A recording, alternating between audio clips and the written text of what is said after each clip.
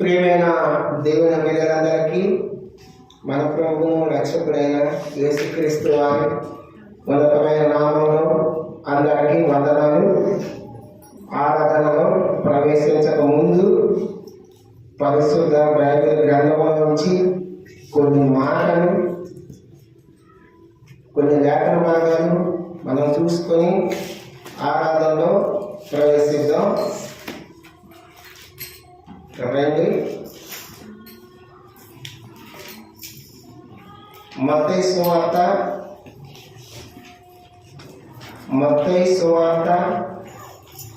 3వ అధ్యాయము 12వ వచనం మనం అందరము కలిసి చదువుకుందాం. మత్తయి సువార్త 3వ అధ్యాయము 12వ వచనం, పేజీ నంబరు 4. ఆయన చేతిలో ఉన్నది.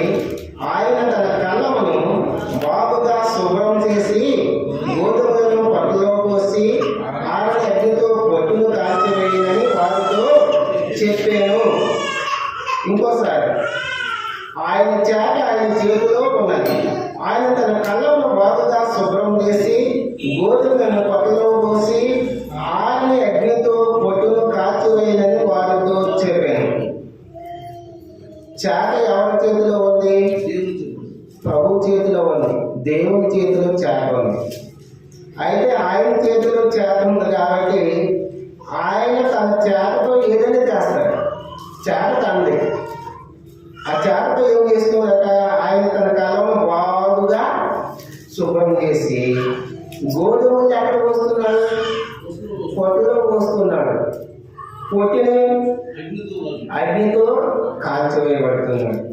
ప్రేమైన దేవుని బిడ్డలారా, దేవుని చేతిలో చాట ఉంది. వాక్యం, దేవుని చేతిలో వాక్యం ఉంది. ఆయన వాక్యమై ఉన్న దేవుడు. ఆయన వాక్యమై ఉన్న దేవుడు. వాక్యం ఆయన చేతిలో ఉంది. ఆ వాక్యము ద్వారా, ఆయన చేతిలో ఉన్న చాట ద్వారా నిన్ను నన్ను ఆయన శుభ్రం చేయాలనుకుంటున్నాడు. వాక్యం ద్వారా మనల్ని శుభ్రం చేయాలనుకుంటున్నాడు. దేవుడి చేతిలో ఉన్న చాటతో మన జీవితంలో మనకి ఆయన చాట చేతిలో ఉంది. ఆయన చేతిలో ఉంది. ఆయన ఆ చాటతో మనల్ని శుభ్రం చేయాలనుకుంటున్నాడు. అయితే మన జీవితంలో వేటి నుంచి దేవుడు శుభ్రం చేస్తాడు. ఇది మన అవసరం. మన జీవితంలో దేవుడు మనం వేటిని శుభ్రం చేశాడు. మన జీవితంలో అన్నీ ఉంటాయి కదా, వాటిలో వేటి నుంచి మనల్ని శుభ్రం చేశాడు.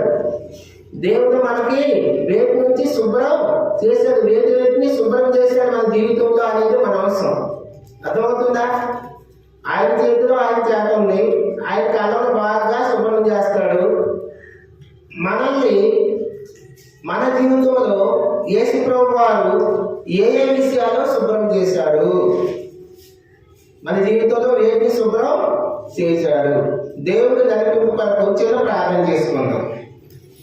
పరిశుద్ధుడా, ప్రవగలిగిన పరలోకపు తండ్రి, యేసయ్యా నీకు స్తోత్రాలు, వందనాలు దేవా. ఇదిగో తండ్రి, ఆరాధన వర్తమానంలో ప్రవేశించదుగా ఈ స్థాయిని మాకు తోడుగా ఉంచి సాయం చేయమని, నీ అభిషేకం నా పైన ఉంచమని ప్రభా, నీ ఆత్మతో నింపమని ప్రభా, అయోగ్యని ప్రభా, అవిధేయని ప్రభా, యేసయ్యా ధూళి లాంటి వాడిని ప్రభా, పనికి నేను కృప చూపు సాయం చేయండి. కింద కూర్చొని ప్రజలైన బిడ్డలకి బోధించే యోగ్యత అర్హత లేని వాడిని పనికిమాల వాడిని ప్రభా యేసయ్యా ధూళి లాంటి వాడిని ఒప్పుకుంటూ నీ పాదాలు పట్టుకుంటూ నీ అభిషేకంతో నీ ఆత్మతో నీకు వాడుకొని మహిమ పొందమని మాతో మాట్లాడమని మేము ఎలా ఆరాధన చేయాలో సాయం చేసి మహిమ పొందుకోమని సమస్త ఘనత మహిమ ప్రభాని నీకే ఆరోపిస్తూ నజరేయుడైన యేసు క్రీస్తు నామములో అడిగి బతిమలాడి వేడుకుంటున్నాం పరలోకపు తండ్రి.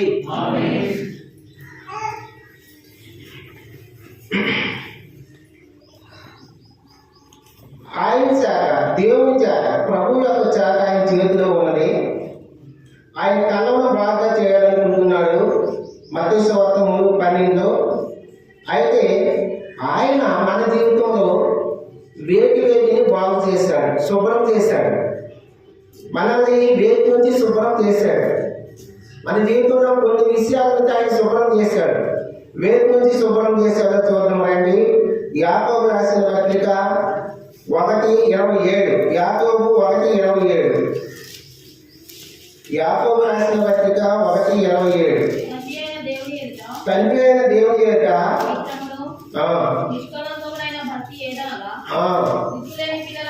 దిక్కులేని పిల్లలను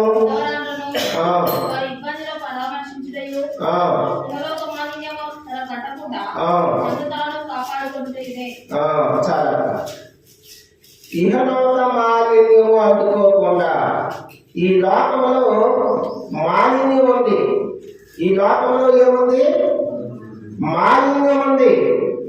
ఆ లోకములో ఉన్న మాలిన్యము, ఆ మురికి లాంటి మాలిన్యము నీకు నాకు అంటుకోకుండా ఆయన ఏం చేశాడంటే మొట్టమొదటిగా ఆయన దేన్ని శుభ్రం చేశాడంటే నీ జీవితంలో నా జీవితంలో ఉన్న లోక మాలిన్యం నుంచి శుభ్రం చేశాడు. లోకంలో ఉన్న మాలిన్యం నుంచి మనల్ని శుభ్రం చేశాడు, శుభ్రపరిచాడు. ఆయన చాట ఆయన చేతిలో ఉన్నది.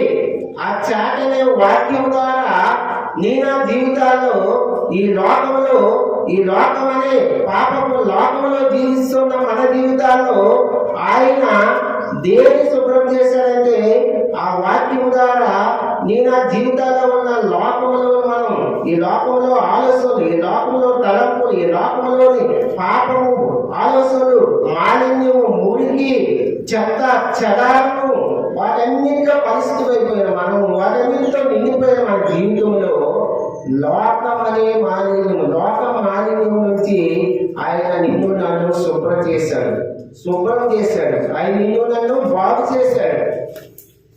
లోక మాలిన్యం నుంచి మనల్ని ఆయన బాగు చేశాడు. ఆయన లోక మాలిన్యం నుంచి నిన్ను నన్ను బాగు చేయడం కోసమే ఆ పరలోకం నుంచి దిగి వచ్చి ఆయన తను ఏ అపవిత్రమైన జీవితం జీవించలేదు, ఏ పాపము చేయలేదు. కానీ ఏ ముడత మచ్చ డాగు తనలో లేదు. ఆయన నిందారహితుడిగా ఉంటూ ఆయన ఏ దోషము చేయని వాడిగా ఉంటూ తాను అప్పగించుకున్నాడు. ఎందుకో తెలుసా? నీకు నాకు మన జీవితాల్లో ఆ లోక మాలిన్యమని తీసివేయడం కోసం, ఆ లోకంలో ఆ మాలిన్యాన్ని అంతటిని తొలగించి ఆ ముడత మచ్చ డాగు మాలిన్యము లేకుండా శుభ్రంగా చేశాడు.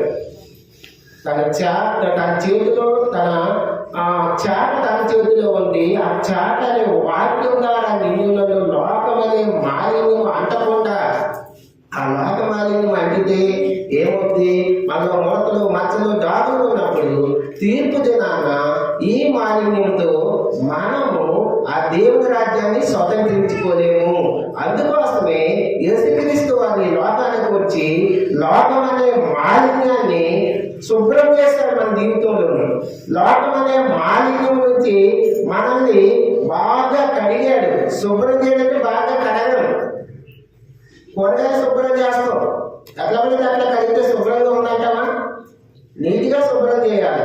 అట్లాగే మన జీవితంలో లోకం అనే మాలిన్యం అందుకుని ఉన్నప్పుడు ఆ లోక మాలిన్యాన్ని అంతా శుభ్రం చేశాడు. ఆ వాక్యం ద్వారా శుభ్రం చేశాడు. అందుని బట్టి ప్రభుత్వ మొట్టమొదటిగా మనము ఆరాధన చేయాలి. మొట్టమొదటిగా అలాగే యాకోబు గ్రంథం అదే గ్రంథంలో 3:6 చూడండి ఒకసారి. 3:6 యాకోబు గ్రంథం 3:6. నాలుక అగ్నియే ఆ, సర్వ శరీరములతో మాలిన్యం కలుగజేయు ఆ, ప్రకృతి చక్రమునకు చిచ్చుపెట్టు ఆ, ఉమ్. అది రంధ్రం చేత చిచ్చుపెట్టబడు. చూడండి, నాలుక అగ్నియే. నాలుక మన అవయవంలో ఉంచబడిన పాప ప్రపంచమైన సర్వ శరీరములకు మాలిన్యము కలిగజేయచ్చు, ప్రకృతి చక్రమును చిచ్చుపెట్టును. నాలుక మాలిన్యము కలిగజేసేదిగా ఉంటుంది, ప్రకృతి చక్రములో స్విచ్ని పెట్టేదిగా ఉంటుంది. ఆ నాలుక ఏం మాట్లాడుతామో తెలియదు నాలుగుతో. కాబట్టి ప్రేమ దేవుని పిల్లారా, ఆ లోక మాలిన్యం మనకి అంటకుండా ఆయన శుభ్రం చేశాడు. ఆయన ఏం చేశాడు? శుభ్రం చేశాడు. ప్రభా, ఈ లోకమనే మాలిన్యంలో నేను ఉన్నప్పుడు నన్ను కడిగి పవిత్రపరిచి పరిశుద్ధపరిచి శుభ్రం చేసినందుకు నీకు వందనాలని ఆయన ఆరాధన చేయాలి. ఆయన మనము ఆరాధన చేయాలి. ఆయన చాట ఆయన చేతిలో ఉంది. ఆ చాట ద్వారా మనకి మొట్టమొదటిగా దేని శుభ్రం చేశాడు? లోక మాలిన్యం అంటకుండా శుభ్రం చేశాడు. 2 కొరింథీయులకు రాసిన పత్రిక చూడండి. 2 కొరింథీయులకు రాసిన పత్రిక 6:17 చూద్దాం. 2 కొరింథీయులు 6:17.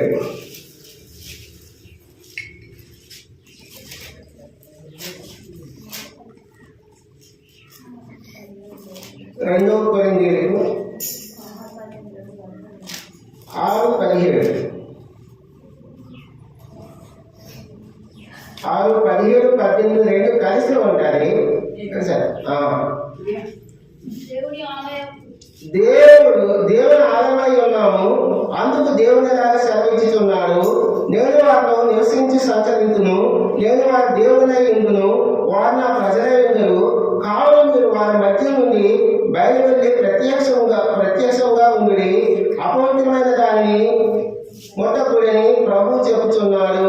మరియు నేను మిమ్మల్ని చేర్చుకుందును, మీరు తండ్రి ఇందురు, మీరు నా కుమార్తెలై ఇందురని సర్వశక్తి గల ప్రభువు చెబుతున్నాడు. మొట్టమొదటిగా ఆయన చేత ఆయన చేతిలో ఉన్నది. ఆ చేత ద్వారా దేని శుభ్రం చేశాడంటే లోక మాలిన్యం పట్టుకోకుండా శుభ్రం చేశాడు. రెండవదిగా అపవిత్రమైనది మీలో ఉంది. మనలో అపవిత్రమైన జీవితం ఉంది, అపవిత్రమైన మనలో దారి ఉంది.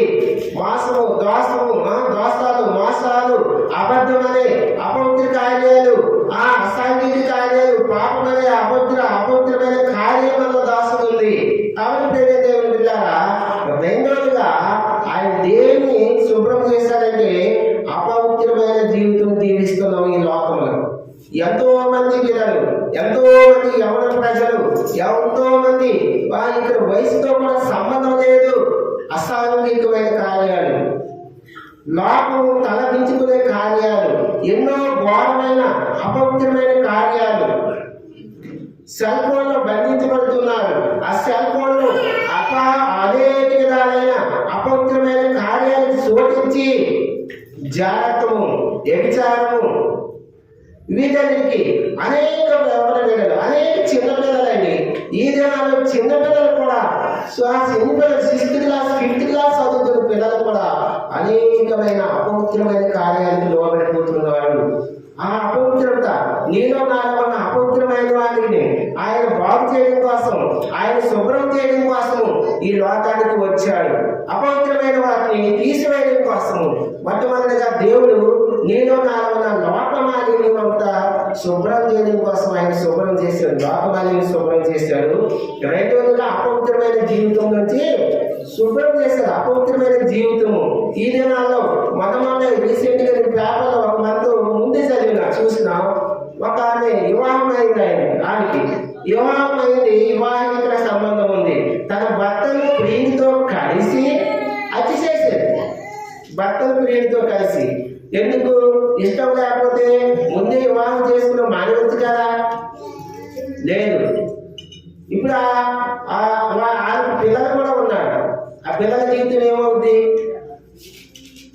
అందుకు అసలు ప్రభు మనలో నీలో నాలో ఉన్న అలాంటి అపవిత్రమైన జీవితం ఏదైనా ఉంటే దాన్ని శుభ్రం చేయడం కోసమే ఆయన ఆ పరలోకాన్ని విడిచిపెట్టి ఈ లోకానికి వచ్చి మనలో ఉన్న అపవిత్రత తీసివేసిన కోసమే తను తాను శిలువకు అప్పగించుకున్నాడు. ఆయనలో నాలో పాపం ఉందని మీలో ఎవరైనా స్థాపించగలరా? ఆయన సవాలిస్తాడు. పరిసయ్యుడికి శాస్త్రుడికి ఆయన నాలో పాపాన్ని చూపించగలరా? అలాంటి సవాలు చేసిన వ్యక్తి ఈ లోకంలో, ఈ ప్రపంచంలో ఎవరైనా ఉన్నారా అంటే ఎవరు లేరు. నువ్వు నేను ఆరాధిస్తున్న ఆ యేసుక్రీస్తు ప్రభువారు తప్ప ఎవరు లేరు. అందుకే ఆయన సవాలిస్తున్నాడు, నాలో పాపం ఉందని మీరు స్థాపించగలరా, నిరూపించగలరా అంటే ఆయన పాపం ఉందా? ఏ పాపము లేదు, ఏ లోపము లేదు. నీలో నాలో ఉన్న అపవిత్రతంతా తీసివేయడం కోసము ఆయన నలగొట్టబడ్డాడు. ఆయన ఎన్నో నిందలు, ఎన్నో అవమానాలు పడ్డాడు. ప్రియమైన దేవుని బిడ్డలారా, అందుకే మనం దేవుని ఈ దినం ప్రభా, ఒకప్పుడు నా జీవితము అపవిత్రమైనది, ఒకప్పుడు నా జీవితము లోకమాలిన్యంతో కూడుకున్నది, ఈ దినం వాటన్నిటిని తీసివేస్తావు. నన్ను అపవిత్రమైన జీవితం తీసివేసి పవిత్రపరిచావు, పరిశుద్ధతించావు. పరిశుద్ధత లేని నా జీవితంలో పరిశుద్ధత ఇచ్చావు. అపవిత్రమైన ఆలోచనలో తలంపులో నేను ఉన్నప్పుడు వాటిని తీసివేసావు ప్రభా అని ఆయన ఆరాధించాలి, ఆయన్ని ఆరాధించాలి. అపవిత్రమైన జీవితము, అపవిత్రమైన ఆలోచనలు, అపవిత్రమైన తలంపులు నాలో ఉన్నప్పుడు ప్రభా వాటిని తీసివేస్తావు. నన్ను పరిశుద్ధపరిచావు, నన్ను పవిత్రపరిచావు. అందుని బట్టి నీకు ఆరాధన చేస్తున్నా, నీకు కృతజ్ఞతలు చెల్లిస్తున్నా, నీకు వందనాలు అని చెప్పాలి. మూడవదిగా చూద్దామండి, యెషయా గ్రంథము 64:6. యెషయా గ్రంథము 64:6. యెషయా గ్రంథము 64:6.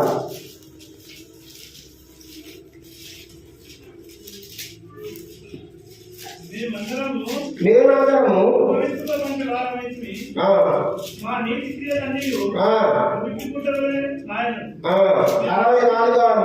క్రియలు ఆనందమాట మురుకుపడ్డారు. మేమందరము అపవిత్రమైన వారమైతిమి, మా నీతి క్రియలు మురుకుపడ్డవలే ఆయను, మేమందరము ఆకువలే వాడిపోతుంది. గాలి వాళ్ళు కొట్టుకుపోయినట్లుగా మా దోషములు మమ్మల్ని కొట్టుకొని పోవును. చూసారా? మూడవదిగా మనల్ని దేవుడు ఎలా బాగు చేయాలంటే దేని నుంచి అంటే నీతి క్రియలు లేని వాళ్ళు మనం, మురుకుగుడ్డ లాంటి వాళ్ళు మనం. నీతి క్రియలన్నీ మురుకుగుడ్డ వలె ఉండేను, మేమందరము ఆకువలే వాడిపోదుము. గాలి వాళ్ళు కొట్టుకుపోయినట్లుగా మా దోషములు మమ్మల్ని కొట్టుకుపోవును. మురికి క్రియలు కలిగిన మన జీవితంలో, మురికి పట్టుపోయిన ధూళి పట్టుపోయిన మన జీవితంలో ఆ మురికి క్రియలన్నీ తీసివేసి, ఆ మురికి క్రియలన్నీ శుభ్రం చేయడానికి ఆయన ఇస్సోకనే వాక్యంతో శుభ్రం చేస్తాడు. ఆయన ఇస్సోకనే వాక్యంతో శుభ్రం చేస్తాడు. ఒక సాకలు ఉన్నాడు, సాకలైన ఆ బట్టల్ని మనము సబ్బుతో శుభ్రం ఎట్లా చేస్తాడు? నా జీవితంలో, మన జీవితంలో ఆ దాగులు, ఆ మచ్చలు, ఆ దోషాలు వాటన్నిటిని తీసివేయడం కోసము, ఆయన శుభ్రం చేయడం కోసము ఆయన ఈ లోకానికి వచ్చాడు. నీతి క్రియలైన మన జీవితంలో, అపవిత్రమైన జీవితంలో నీతి క్రియలైన మనకు మురుకుగుడ్డ లాంటిది. మన నీతి ఎలాంటిది? మురుకుగుడ్డ లాంటిది. మన నీతి ఎలాంటిదో తెలుసా? మురుకుగుడ్డ ఒకసారి ఉతికిన తర్వాత మళ్ళీ మురికి పట్టుకుంటూ ఉంటుందా? వెంటనే మురికి అయిపోతుంది. వెంటనే మళ్ళీ మచ్చలు, డాగులు, ముడతలు. మన నీతి కూడా అలాంటిదే. మన నీతి మనకి అనుకూలంగా మాట్లాడితే ఒకలా నీతి ఉంటాయి, అనుకూలంగా కాకుండా వ్యతిరేకంగా మాట్లాడితే మన నీతి క్రియలు మారిపోతాయి. అప్పుడే తెలిసిపోతుంది మన నీతి ఎలాంటిదో. అప్పుడే తెలిసిపోతుంది. ఎవరైనా మనకి వ్యతిరేకంగా మాట్లాడారనుకో, అప్పుడే మనం మనలో ఉన్న ఆ సాతాను స్వభావం అంతా బయటపడుద్ది. మనలో ఉన్న నీతి క్రియలు అప్పుడు బయటకు వస్తాయి. మనలో ఎలాంటి నీతి క్రియలు ఉంటాయి?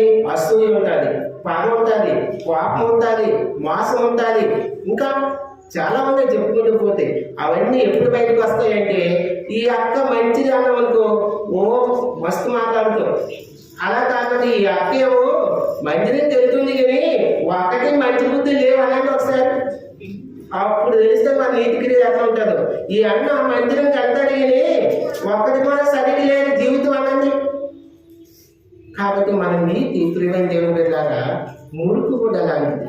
మురుకుగుడ్డకి ఎలాగైతే అంటుకుంటుందో, మనం ఈ లోకంలో సంచరించినప్పుడు అనేక బుర్రలు పడతాయి. మురికి అనేది బురద పడద్ది, ఆ మాలిన్యం పడద్ది.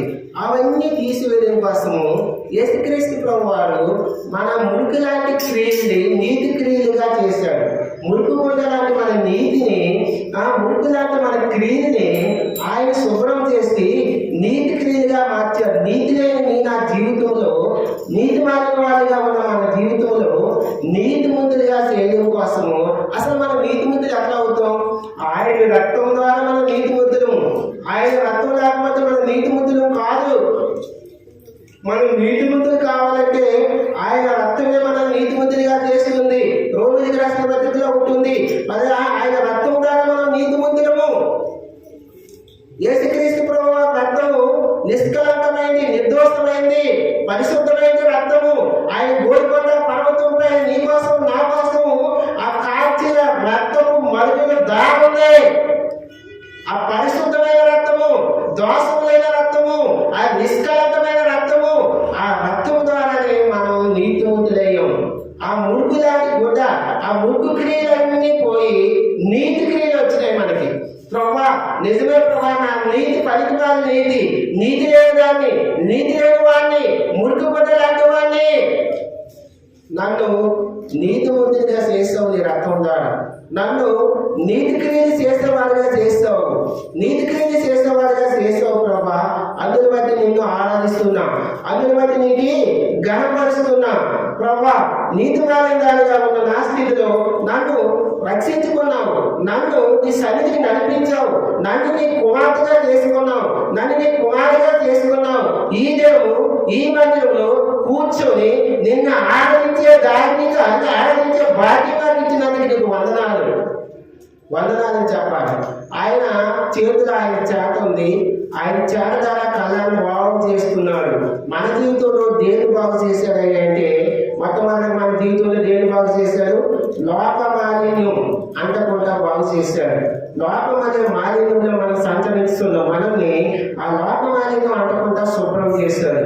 రెండోదిగా అపవిత్రమైన జీవితం తీసివేసి పరిశుద్ధమైన జీవితం ఇచ్చినందుకు వందనాలు ప్రభు చెప్పాలి. మూడోది ఆ మురుకు గుడ్డ లాంటి నీతి క్రియలు కలిగిన మనల్ని మంచి నీతి క్రియలు, మంచి నీతి క్రియలు అంటే ఏంటి? మంచి నీతి క్రియలు అంటే ఆపదలో ఉన్న వాళ్ళకి ఆదుకోవడం, కష్టాల్లో ఉన్న వాళ్ళకి ఆదరించడం, ధైర్యపరచడము, అనేకులు శ్రమల్లో ఉన్నప్పుడు ప్రార్థించే ధన్యత, అనేకులు ఆపదలో ఉన్నప్పుడు ఆదుకునే ధన్యత, ఇలాంటి నీతి క్రియలు ఇచ్చినందుకు వందనాలు ప్రభావం, వందనాలు చేయాలి.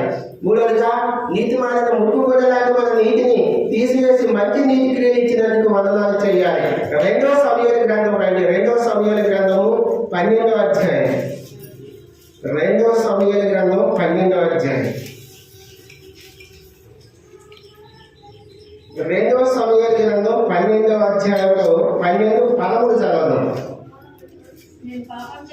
నేను పాపం చేసినని దావీదు నాతానుతో అనగా, నాతాను నీవు సావకున్నట్లు యెహోవా నీ పాపమును పరిహరించును. దావీదు మాట్లాడుతున్నాడు, నేను పాపం చేసిని దావీదు నాతానుతో అనగా. దావీదు ఏ పాపం చేశాడు ఈ అధ్యాయంలో? దీనికంటే ముందు అధ్యాయంలో 11వ అధ్యాయంలో ఏం పాపం చేశాడంటే, ఒక వివాహమైన స్త్రీతో పాపం చేశాడు. బెసబాతో పాపం చేశాడు. బెసబాతో పాపం చేసినప్పుడు నాతాను ప్రవక్త వచ్చి ఒక స్టోరీ చెప్తాడు. అదన్నా మనందరికి తెలిసిందే. ఒక ధనవంతుడు ఉన్నాడు, ఒక బీదవాడు ఉన్నాడు. ధనవంతుడి ఇంటికి అనేకులు వచ్చారు. అనేకులు వచ్చినప్పుడు ఆ ధనవంతుడికి ఏమో 100 గొర్రెలు ఉన్నాయి, బీదవాడికి ఏమో ఒకే ఒక గొర్రె ఉంది. నాతాను బీదవాడికి ఒకే గొర్రె ఉంది. కానీ ధనవంతుడు ఏం చేశాడు? నాతాను ఆ బీదవాడికి ఉన్న ఒకే ఒక గొర్రెని తీసుకొని ఆ ధనవంతుడు గృహానికి వచ్చిన వారికి దావత్ చేశాడు. మన భాషలో చెప్పాలని దావత్ చేశాడు. ఎవరు గోరాట? ధనవంతుడు గోరా, బీదవాడి గోరి. దావత్ చేస్తే ఈ కార్యం చేసిన వాడు ఇక్కడ అంటాడు. దావీదు మాట చూడండి, 5వ వచనం చివరిలో, దావీదు ఈ మాట విని ఆ మనుషుల మీద బహుగా కోపగించుకొని, యెహోవా జీవంతో నిశ్చయంగా ఈ కార్యం చేసిన వాడు మరణ పాత్రుడు, ఈ కార్యం చేసిన వాడు మరణానికి పాత్రుడై ఉన్నాడు. అయితే నాతాను ప్రవక్త ఏం చేశాడంటే, దావీదు ఆ మనిషిని ఎవరో కాదు, నువ్వే దావీదు. దావీదు ఆ మనిషి నువ్వే అన్నప్పుడు దావీదు దావీదు ఎవరు? గొప్ప రాజు, ఇజ్రాయేల్ యొక్క సర్వ సమాజానికి 12 గోత్రులకి గొప్ప రాజుగా ఉన్న దావీదు నాతాను ప్రవక్త చెప్పిన మాటకి లోబడి తనలో పాపం ఉంది, అపవిత్రమైన జీవితం ఉందని ఒప్పుకొని నిజమే నేను పాపం చేస్తానని ఒప్పుకున్నాడు. పాపం చేస్తానని నిజంగా ఒప్పుకున్నాడు. దావీదు రాజు తనకి అధికారం ఉంది. నాతాను ప్రవక్త నువ్వేం మాట్లాడుతున్నావు? నేను రాజుని, నువ్వు చెప్పింది నేను వినాలా? నేను చేస్తానని తినబడచ్చు. కానీ దావీదు అంత గొప్పగా అవడానికి ప్రధానమైన కారణం ఇదే. తనలోకి సాతాను అపవిత్రమైనది తీసుకొచ్చినప్పుడు దావీదు అప్పుడే తక్షణమే సరి చేసుకున్నాడు జీవితాన్ని. నిజమే, ఆ పాపం నేనే చేస్తున్నాను, ఆ పాపం నేనే. కీర్తన 51 గ్రంథంలో ఉంటుంది. 51 గ్రంథం దక్షిణతో పాపం చేసిన తర్వాత దావీదు మహారాజు 51 కీర్తనలో పాపాలు బాగా కడుగుము, నేను తల్లి గర్భంలో ఉన్నప్పుడు పాపం ధరించాను, ఈ లోకంలో పాపం ధరించాను, నన్ను మళ్ళీ నేను కోల్పోయిన రక్షణానందాన్ని తిరిగి నాకు అనుగ్రహించము. నేను రక్షణానందాన్ని కోల్పోయాను, నువ్వు ఇచ్చిన ఆత్మని కోల్పోయాను, నాకు అనుగ్రహించని ప్రాధేయపడ్డాడు. ఇక్కడ యేసుప్రభు వారి నీలో నాలో ఉన్న పాపాలను తీసివేయడం కోసం, పాపాలను శుభ్రపరచడం కోసం ఆయన ఈ లోకానికి వచ్చాడు. పాపం జీవితం మనం ఈ లోకం అనే పాపంలో పడిపోయి మన జీవితాన్ని మనం ఆ పాపంలోనే అలాగే జీవిస్తే, అలాగే ఉంటే మనము పరలోక రాజ్యానికి పాత్రులు కాము. కాబట్టి యేసుక్రీస్తు వారు ఈ లోకానికి వచ్చి తన కాచిన ఆ శిలువ రక్తం ద్వారా నీనా పాపాలు కడిగి ఆయన పరిశుద్ధపరిచాడు, పాపాలు శుభ్రం చేశాడు. మన జీవితంలో పాపం అంటే ఏంటి? అసలు ఆజ్ఞ అతిక్రమమే పాపము. ఆది కాండంలో ఆజ్ఞ అతిక్రమించారు. ఎవరు ఆజ్ఞ అతిక్రమించారు? ఆదాము అవ్వ పాపంలో పడిపోయారు. దేవుని యొక్క ఆజ్ఞను అతిక్రమించమే పాపము. దేవుని వాక్యము ఇలా జీవించాలని చెప్తే అలాగే జీవించాలి. అలా జీవించకుండా ఇంకో రకంగా మనం జీవిస్తే పాపంలో ఉన్నప్పుడే మన మాటలో పాపం, మన చూపులో పాపం, మన ఆలోచనలో పాపం, మన తలంపులో పాపం, మన హృదయంలో పాపం. మన హృదయం ఎలాంటిది? ఘోరమైన వేదకరది, కఠినమైన హృదయం. కాబట్టి దేవుడిగా దావీదు మహారాజు ఆ సందర్భంలో నాతాను ప్రవక్త చెప్పినప్పుడు నేను పాపం చేశాను, ఆ పాపం అయితే నువ్వేం చేయాలి? ఆ పాపాన్ని యెహోవా పరిహరించును. పాపాన్ని యెహోవా పరిహరించడం అంటే మనం ఒకరికి అప్పు ఉన్నామండి. ఆ అప్పు చెల్లించాలంటే క్రైదనం చెల్లించాలి. ఏదో ఒకటి ఇవ్వాలి. వస్తువు డబ్బులు కాకపోతే వస్తువు రూపంలో ఏదో ఒక రూపంలో చెల్లించాలి. యేసుక్రీస్తు వారే మన అందరి సమస్త మానవాళి పాపాల కోసం ఆయన పరిహరింపబడ్డాడు. నా ఒక్కరి పాపం కోసం, నీ ఒక్కరి పాపం కాదు, సమస్త మానవాళి పాపం కోసం ఆయన పరిహరించబడ్డాడు. తన తాను అప్పగించుకున్నాడు. ఆయన ఏ దోషము చేయలేదు, ఏ అపవిత్రమైన కార్యము చేయలేదు, ఏ తప్పు చేయలేదు. అనేక నిందలు, అనేక కొండ దెబ్బలు. ప్రియమైన దేవుని బిడ్డలారా, ఎందుకంటే ఈ లోకంలోని ప్రజలందరూ పాపంతో ఉంటే మరణించిన తర్వాత మన పరలోక రాజ్యానికి వెళ్ళలేమని ఆయన ఏం చేశాడు? నేను పాపుని రక్షించడానికి వచ్చాను, నీతిమంతులు కాదు. ఎవరు? నీతిమంతులు రక్షించడానికి నేను రాలేదు, పాపుల కోసం వచ్చాను. ఆ పాపంలో జీవించి మరణిస్తే పరలోక రాజ్యం లేదు, నిత్య నరకం ఉంది, ఆ అగ్నిగుండం ఉంది, అగ్ని ఆడదు, పురుగు సావదు, నిత్యము ఆత్మ అగ్నిలో నశించిపోవాలి, కాలిపోతూ ఉండాలి అనుకుని ఆ పాప స్వభావాన్ని తీసివేయడం కోసం ఆయన నీ కోసం నా కోసము తన ప్రాణాన్ని పణంగా పెట్టి పరిహరించాడు. మన దోషాల కోసం, మన పాపాల కోసం ఆయన అప్పగించుకున్నాడు. మొట్టమొదటిగా తన చేతిలో ఉంది చాలా మనం శుభ్రం చేస్తాడు. కళ్ళను శుభ్రం చేసినట్టుగా నిన్ను నన్ను శుభ్రం చేస్తున్నాడు. మొట్టమొదటిగా లోకమాలిని అంటకుండా శుభ్రం చేశాడు. రెండోదిగా అపవిత్రమైన ఆత్మ లేకుండా శుభ్రం చేశాడు. మూడోదిగా నీతి క్రియలు లేని మనల్ని నీతి క్రియలుగా చేయడం కోసం మురుకు కొట్టేలాంటి మన క్రియల్ని శుభ్రం చేశాడు. నాలుగోదిగా పాపం నుంచి పరిహరించాడు, పాపాన్ని క్షమించాడు, తీసివేశాడు. మత్తయి సువార్త 9:24 చూద్దాం. మత్తయి 9:24. మత్తయి 9:24. మత్తయి సువార్త 9:24. స్థలమీయుడి ఈ చిన్నది నిద్రించుచున్నదే గాని చనిపోలేదని వారితో చెప్పగా వారు ఆయన్ను అపహరించిరి. ఒక చిన్నది ఉంది. ఆమె ఒక నాయుడని చిన్నది ఉంది. ఆ చిన్నదాని కుమార్తె చనిపోయింది. చిన్నదాని కుమార్తె ఏమైంది? చనిపోయింది. చనిపోయినప్పుడు ఇక్కడ పైన ఉంటుంది, అక్కడ 18వ వచనం చూడండి. ఆయన ఈ మాటలు వారితో చెప్పుచుండగా ఇదిగో ఒక అధికారి వచ్చి ఆయనకు మొక్కి, నా కుమార్తె ఇప్పుడే చనిపోయినది, ఆయనను నీ వచ్చి నీ చెయ్యి ఆమె మీద ఉంచుము, ఆమె బ్రతుకుతున్నది. ఒక చిన్న ఉంది, ఆమె చనిపోయింది. చనిపోయినప్పుడు వచ్చినప్పుడు నాయన ఆ చిన్నది ఆ కుమార్తె ఆయన ఒక అధికారి ప్రభు వద్దకు వచ్చినప్పుడు ఆయన ఆ గృహంలోకి వెళ్ళాడు. చూడండి ఏం చేశాడు. స్థలమీయుడు ఈ చిన్నది నిద్రించుచున్నదే కానీ చనిపోలేదని వారితో చెప్పగా వారు ఆయన్ను అపహరించిరి.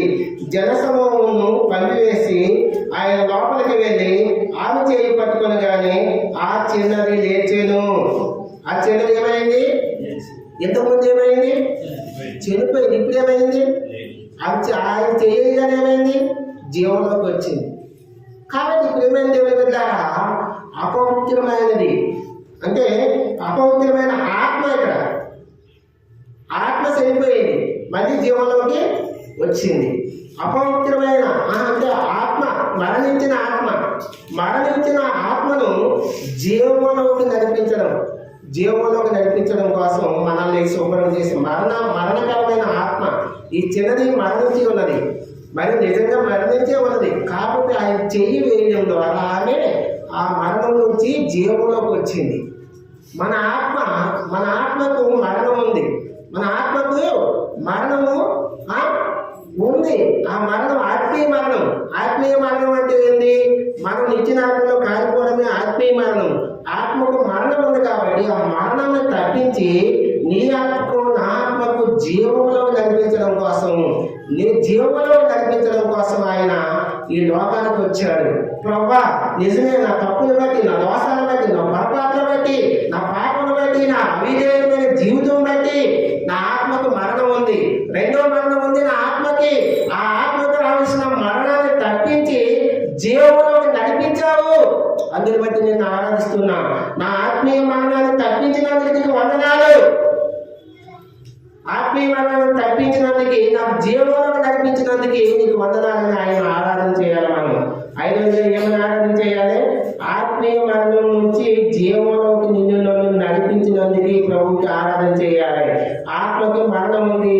ఆ నిత్య నరకంలో అగ్నిలో కాలిపోవాలి, అగ్నిగుండంలో కాలిపోవాలి. అక్కడ అగ్ని ఆడదు, పురుగు చావదు. కాబట్టి అలాంటి స్థితిలో నుంచి, ఆత్మీయ మరణం నుంచి ఆయన నన్ను తప్పించి మన ఆత్మకు జీవాన్నిచ్చినందుకు ఆయన మనం ఆరాధన చేయాలి. ఆయన మనం ఏం చేయాలి? ఆరాధన చేయాలి. మొట్టమొదటిగా మన జీవితంలో ఆయన చేసి దేవుని శుభ్రం చేశాడు, లోకమాలిన్యం అంటకుండా శుభ్రం చేశాడు. రెండవదిగా అపవిత్రమైన జీవితం నుంచి పరిశుద్ధమైన జీవితంలో నడిపించాడు. మూడవదిగా మురుకు గుడ్డ లాంటి నీతి క్రియలు లేదు. మన నీతి మురుకు గుడ్డ లాంటిది, దాన్ని తీసివేసి మంచి నీతి క్రియలు ఇచ్చినందుకు ఆయన ఆరాధన చేయాలి. నాలుగవదిగా పాపమును పరిహరించడం కోసం తను అప్పగించుకొని ఆ పాపం నుంచి మనకి విడుదల, విమోచన ఇచ్చాడు. అందుని బట్టి ఆయన ఆరాధన చేయాలి. ఐదవదిగా ఆత్మీయ మరణం. ఆత్మకు మరణం ఉంది. ఆ మరణం తప్పించి మనకు జీవంలోకి నడిపించినందుకు ఆయన్ని ఆరాధన చేయాలి. ఐదవదిగా ఆత్మీయ మరణం తప్పించినందుకు ఆయన్ని ఆరాధన చేయాలి. లూకాసు సువార్త 19 అధ్యాయం చదువుకోండి. లూకాసు సువార్త 19. లూకాసు వార్త 19:8 చూడండి. 19:8. జక్కయ్య నిలవబడి, ఇదిగో ప్రభువా, నా ఆస్తిలో సగం బీదలకు ఇచ్చుచున్నాను. నేను ఎవరి వద్దైనను అన్యాయంగా దేన్నైనా తీసుకుని ఎడలా అతనికి 4 గంటలు మరలా చెల్లించదనని ప్రభువుతో చెప్పాను. ఇక్కడ పొట్టివాడైన జక్కయ్య ట్యాక్సీ ఆఫీసర్. ఇన్కమ్ ట్యాక్సీ వసూలు చేస్తాడు. ఇన్కమ్ ట్యాక్సీ కాదు, ఇది వెహికల్కి అవన్నీ ట్యాక్సీ వసూలు చేస్తాడు కదా. ఏంటది? అదే ట్యాక్సీ వచ్చి ఆస్తి కూడా గొప్ప ధనవంతుడిగా ఉన్నాడు జక్కయ్య నిలవబడి, ఇదిగో ప్రభువా, నా ఆస్తిలో సగం బీదలకు ఇస్తున్నాను. నేను ఎవరి వద్ద అయిందో అన్యాయంగా దేన్నైనా తీసుకున్నాను. అన్యాయపు జీవితం. జక్కయ్యలో ఏ జీవితం కనిపిస్తుంది? అన్యాయపు జీవితంతో నేను అన్యాయం చేసి జీవిస్తున్న మన జీవితాల్లో శుభ్రం చేశాడు, బాగు చేశాడు. అన్యాయం జీవితం శుభ్రం చేయడం, బాగు చేయడం అంటే శుభ్రం చేశాడు. అన్యాయంగా జక్కయ్య ఎవరి దగ్గర పడితే వాళ్ళ దగ్గర వసూలు చేసేవాడు. అన్యాయంగా నీతి లేనివాడుగా వసూలు చేసేవాడు. ఎంత పడితే అంత వసూలు చేసుకుని ధనాన్ని సమకూర్చుకున్నాడు. ఒకనొక సందర్భం వచ్చింది. యేసుక్రీస్తు ప్రభువారు ఆ మార్గంలో పోయినప్పుడు చెట్టెక్కాడు జక్కయ్య. ఎందుకు చెట్టెక్కాడు? పొట్టి వాళ్ళ కనిపించడని. జక్కయ్య చెట్టుకెళ్ళి యేసు ప్రభు చెట్టుకెళ్ళి వస్తే, జక్కయ్య లేదు, నీ ఇంటికి నేను వస్తున్నా. ఇంటికి వస్తా, నీ ఇంట్లో ఉన్నా రా ప్రభు ఆహ్వానించాడు. జక్కయ్య వద్దు ప్రభు అనలేదు. వద్దు ప్రభు అంటే జక్కయ్య జీవితం అట్లానే ఉండేది. అన్యాయపు జీవితంలో ఉండేవాడు, నిజంలో ఉండేవాడు. రాపురమని ఆహ్వానించాడు. దేవుడు వాక్యం మనతో మాట్లాడినప్పుడు మన హృదయంలోకి వాక్యాన్ని తీసుకొని ఆహ్వానించాలి. జక్కయ్య జీవితం అక్కడే మారిపోయింది. అన్యాయపు తీర్పు కలిగిన జక్కయ్య, అన్యాయంగా వసూలు చేసుకున్న జక్కయ్య జీవితం ఎప్పుడైతే యేసుక్రీస్తు ప్రభువుని ఇంటిలోకి ఆహ్వానించాడో జీవితం మారిపోయింది. తర్వాత ఏమైంది చూద్దాం.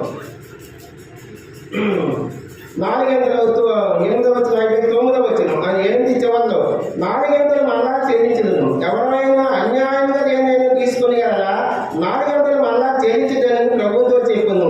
అందుకు యేసు, ఇతడు అబ్రహాము కుమారుడే, ఎందుకనగా నేడు ఈ ఇంటికి రక్షణ వచ్చి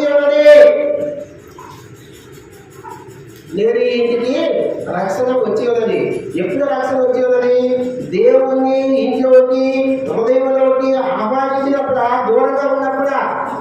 యేసుక్రీస్తు ప్రభువాన్ని జక్కయ్య ఇంట్లోకి వచ్చిన తర్వాత రక్షణ వచ్చింది. అంతవరకు అన్యాయపు తీర్పు. మన జీవితంలో కూడా ఈ యేసుక్రీస్తు ప్రభువాన్ని నిన్ను నన్ను రక్షించడం కోసం అనేకులు సేవకులు, అనేకులు పరిశీలకులు, అనేకుల ద్వారా సువార్త ప్రకటించడం ద్వారా మనము ఆ సువార్తని అంగీకరించి మన హృదయంలో చేర్చుకున్నప్పుడు అంతవరకు అన్యాయం చేయొచ్చు, మోసం చేయొచ్చు, అబద్ధమాడవచ్చు, అసత్యంగా అనేకుల దగ్గర మనం దోచుకునే స్వభావం ఉండొచ్చు. వాటన్నిటిని తీసివేసి అన్యాయం చేసిన అన్యాయకరమైన జీవితం, న్యాయమైన తీర్పు లేని వారిని అన్యాయం తీర్పు కలిగిన మన జీవితాల్లో న్యాయమైన తీర్పు కలిగిన వారిగా ఉంచి అన్యాయం జీవితాన్ని శుభ్రం చేశాడు ఆయన. ఆ అన్యాయ జీవితాన్ని శుభ్రం చేసి జక్కయ్య గృహానికి రక్షణ ఇచ్చాడు. ఇతను కూడా అబ్రహాం కుమారుడే. అబ్రహాం ఎలా ఉంటున్నాడు? మన పెద్దదైన అబ్రహాము నీతిమంతుడు. అబ్రహాం ఎలాంటి వాడు? నీతిమంతుడు. అతను నీతిమంతుడికి తండ్రి ఆయన. అందుకే ఇతను కూడా అబ్రహాము కుమారుడే. దేవుడు వెళ్ళారా అన్యాయపు జీవితాన్ని శుభ్రం చేశాడు ఆయన. అన్యాయం జీవితాన్ని ఏం చేశాడు? ప్రభువు శుభ్రం చేశాడు. తర్వాత సంఖ్యాకాండము 11:4 చూడండి. సంఖ్యాకాండము 11:4 చిన్న చివరిగా సంఖ్యాకాండం 11:4 వాడి మధ్యన ఉన్న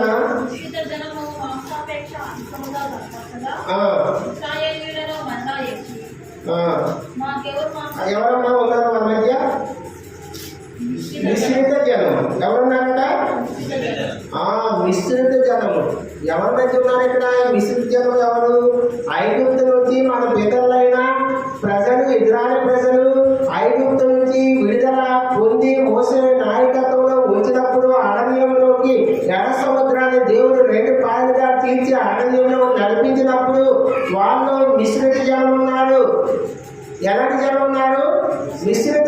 జనం ఉన్నారు, వాళ్ళు మిశ్రితమైన జనం ఉన్నారు. కొందరేమో ఇజ్రాయెల్ ప్రజలు, కొందరేమో ఐగుప్తు కూడా వీరితో పాటు వెళ్ళిపోతే మనం కనాను దేశానికి వెళ్తామని వచ్చిన వాళ్ళు ఉన్నారు. అంటే నా జీవితంలో కలుషితమైన స్వభావం కలిగి ఉన్న మానవులు కలుషితమైన జీవితం, కలుషితమైన ఆలోచనలు, కలుషితమైన తలంపులు కలిగిన మన జీవితంలో ఈ లోకంలో అన్ని కలుషితం అయిపోయి, కలుషితం లేని వస్తువు ఒకటేనే ఉందా? నీళ్లు కలుస్తున్నాయి, కూరగాయలు కలుస్తున్నాయి, ఫ్రూట్స్ కలుస్తున్నాయి, ఏది కలుస్తూ లేదు ఏమైనా ఉందా? ఆయిల్ కలుస్తున్నాయి, రైస్ కలుస్తున్నాయి, సమస్తం కలుస్తున్నాయి. మనిషి కూడా కలుషితమైన స్వభావంలో కలిగి ఉన్న మన జీవితాన్ని మార్చడం కోసము ఆయన కలవసంలో తన ప్రాణాలు పెట్టాడు. నెహమ్యా 3 చూడండి, నెహమ్యా 13, నెహమ్యా 3:13 అక్కడ కూడా ఉన్నాయి. నెహమ్యా 13:3 చూడండి.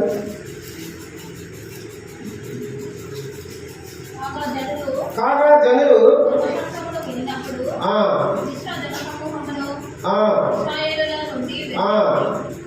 చదవండి.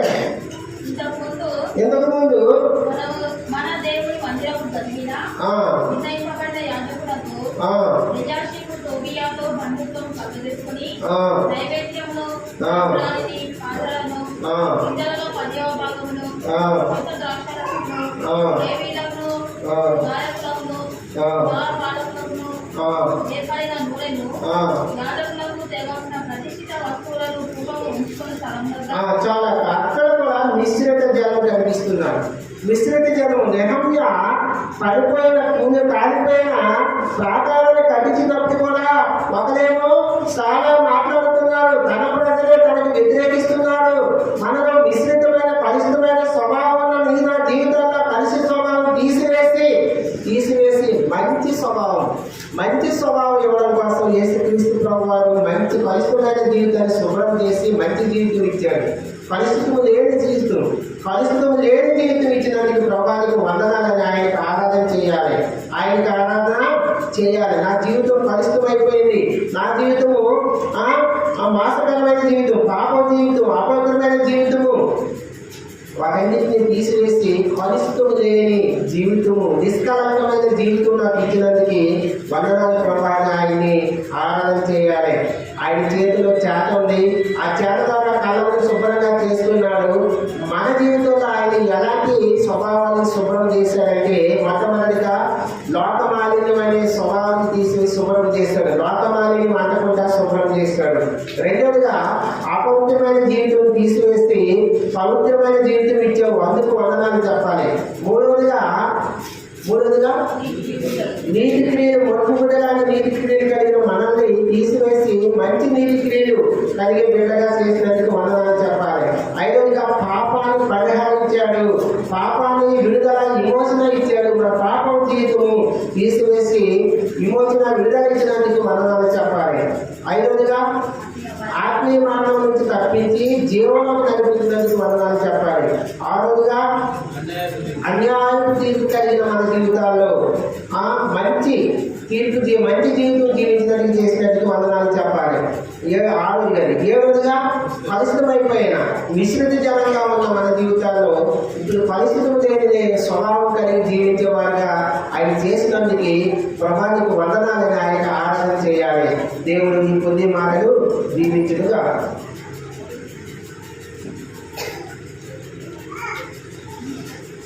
మనం లేచి నిలబడి పాట పాడుతున్నాం.